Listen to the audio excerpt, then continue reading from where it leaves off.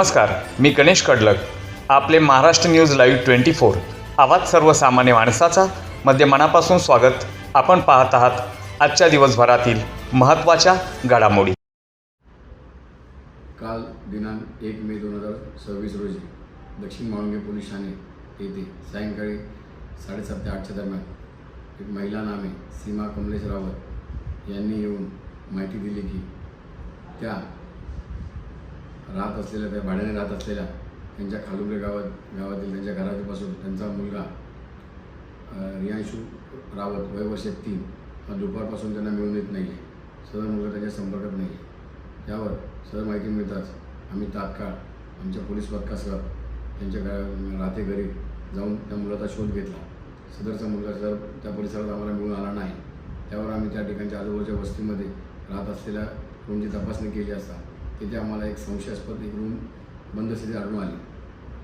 त्या रूमच्याबाबत माहिती घेतली असता तिथे राहणाऱ्या इसमाबाबत कोणाला माहीत नव्हती, परंतु सदर तिथे राहणारा इसम हा दुपारपासून दिसून येत नसल्याची माहिती मिळाली. संशयास्पद बाब असल्याने आम्ही तात्काळ सदर रूमचा टाळा ब्रेक करून त्या रूमची तपासणी केली असता त्यामध्ये आम्हाला काही ब्लड स्टेन दिसून आले आणि एक ब्रीफकेस संशयास्पद बंद स्थितीत आढळले. त्या महिलेसमक्ष आम्ही त्या ब्रीफकेस उघडली असता तिथे त्यामध्ये तिच्या मुलाचा मृतदेह आढळून आला. त्याची तपासणी केली असता त्याच्या गळ्यावर वार असल्याचे व त्याच्यावर लैंगिक अत्याचार केले असल्याचे दिसून आले. यावर आम्ही तात्काळ ती महिला नामे सीमा रावत हिची फिर्याद दाखल करून गुन्हा रजिस्टर क्रमांक 351/26 BNS कलम 103 व पोस्को कलम 406 प्रमाणे आम्ही तात्काळ गुन्हा दाखल केला.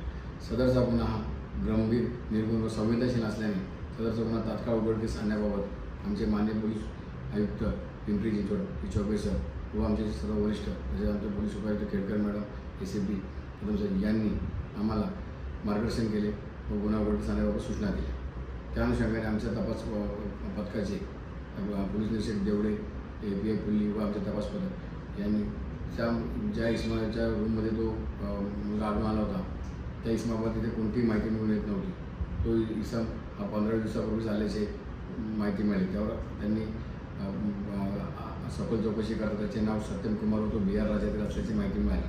त्यावर अथक परिश्रम करून आमच्या पथकाने तेथील CCTV तपासून तांत्रिक विश्लेषण करून सदरचा इसम हा आज रोजी BR राज्यात पळून जात असल्याची व तो पुन्हा स्टेशनात इथे असल्याची माहिती मिळवली. तर तात्काळ आमच्या तपास पथकाने जाऊन त्या ठिकाणी त्याचा शोध घेतला असा आज दुपारी तो इसम आम्हाला मिळून आलेला आहे.